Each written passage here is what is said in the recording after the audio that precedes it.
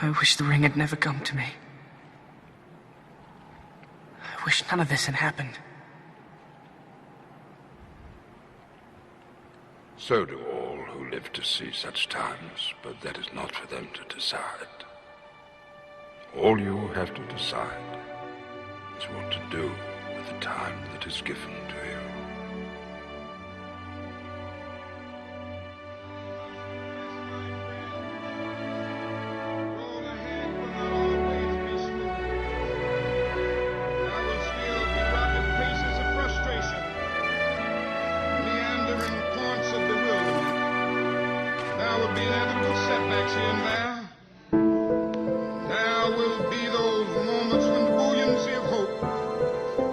Transformed into the fatigue of despair. Our dreams will sometime be shattered, and our ethereal hopes blasted.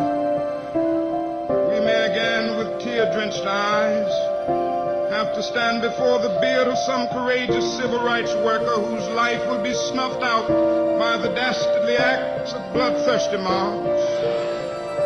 Difficult and painful as it is, we must walk on in the days ahead with an audacious faith in the future.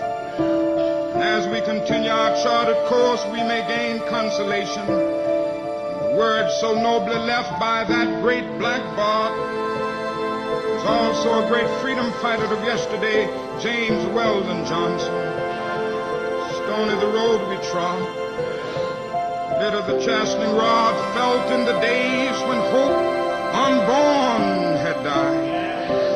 Yet with a steady beat have not our weary feet come to the place for which our Father sighed. We have come over the way that with tears has been watered. We have come treading our path through the blood of the slaughtered, out from the gloomy past, till now we stand at last, where the bright gleam of our bright star is cast. Let this affirmation be our ringing cry. It will give us the courage to face the uncertainties of the future. It will give our tired feet new strength as we continue our forward stride toward the city of freedom.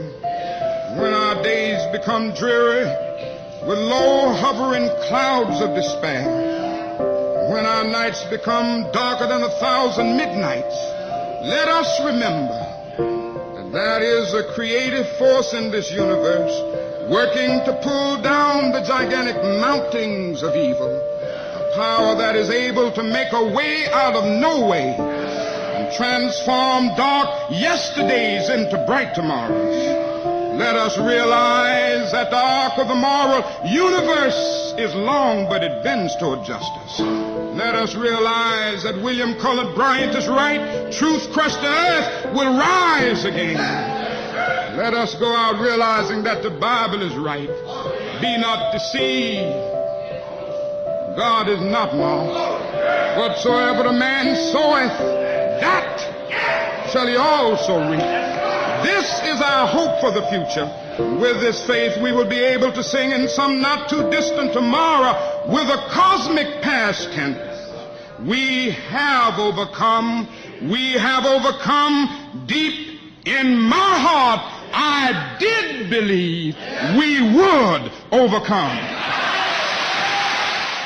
It was saying that the people who've had control of it through this period were going to be removed from it. Mm-hmm. And you know, I think it's important to stress that we humans working through human bodies are not the only level. Just as the Illuminati in human form, apparently human form, are not the only level of the conspiracy, neither are we the only level of the solution, the answer. There's lots of other stuff going on. I mean, 21 years ago, who was that told me all that stuff? And the fact that there was going to be a spiritual revolution in my lifetime. There was going to be a massive expansion of consciousness and an enormous change in the world. And we were going to realize what had been going on. Well, who was telling me that 2 decades ago? Mm-hmm. And from then on, all these synchronistic things in my life come in and put this information before me. that's not just sitting on its backside. That's part of a greater disembodied level of awareness, as well as probably extraterrestrial, as we would call them, that is also in this process of sorting this out. Like I say, you know, what's happening in the banking system is very, very important to people's everyday lives in this reality. But my goodness me, it's a dot in the ocean compared with what's actually going on. Yeah. We have a responsibility to act. That's what's happened in Libya over the course of these last 6 weeks. Before us, the opportunity to forge for ourselves and for future generations a new world order, a world where the rule of law, not the law of the jungle, governs the conduct of nations. So we'd like you to keep your promise. When we are successful, and we will be, we have a real chance at this new world order, an order in which a credible United Nations can use its peacekeeping role to fulfill the promise and vision of the UN's founders. You've had plenty of time already. Yeah. Do not arouse the wrath of the great and powerful Oz. I said come back tomorrow.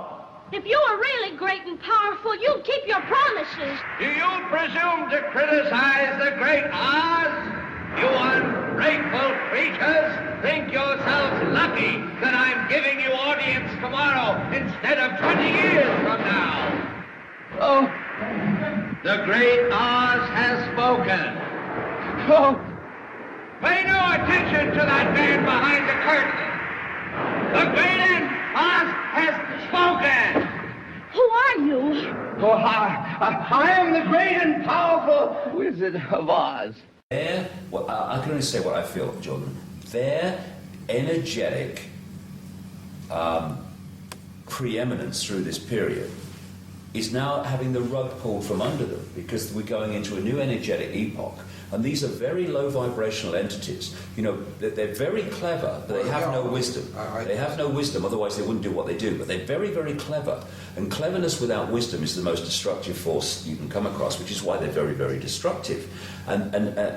So they have been clever, and they've used technology and stuff. Which, you know, you can get very advanced technology in these intellectual states. But the intellectual state is a very low level of awareness, and as we're moving into this new energetic epoch, their ability to dominate as they have, that rug is being pulled from under them. But like I say, in this changeover, that tussle you're talking about between those reptilian entities and those which are seeking to remove their control of humanity all this time, they are together in what we call a battle.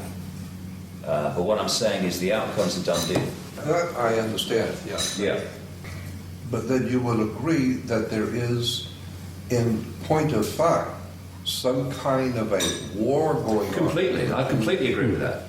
I completely agree with that. What I'm saying is that war battle is an expression of the consciousness epoch that is manifests itself as these control freaks, reptilian entities, and the consciousness change that's coming, this epoch energetic change that's coming, that it manifests as those that do not want to control. Yeah. And at the moment, because we're on the cusp, we've got this battle at that level, and it manifests down into the human experience as the Illuminati families, representatives of this reptilian control system, and those who are representative of the epoch energetic change.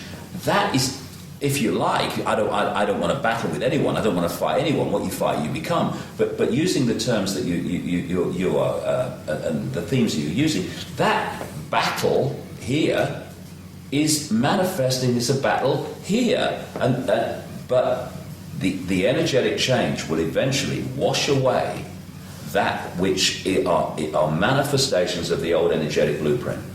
And that's why our kids and grandkids are not going to live in a fascist global state. Although for a few years it is going to look like that, because we're at the cusp, and and the control system is going to be kicking and spitting and trying to impose itself for the next few years. But sorry guys, have a cup of tea, forget it, open your bloody minds, stop trying to control, because nothing to worry about because you're infinite consciousness anyway, and just get on the airbed and flow with a bloody new energy. Stop fighting. Don't be silly, you know. I don't fear these entities. I feel for them. I mean, imagine waking up in the morning and realizing that they're still them, terrified of everything, terrified of their food source, terrified of their resource source, all dependent on humans staying asleep. And we ain't staying asleep. Vast numbers aren't anyway. And so they're going to wake up even more fearful with every passing week that their food source and their control system and their means is more and more under threat from an awakening humanity. I mean, rather you than me, guys, you know.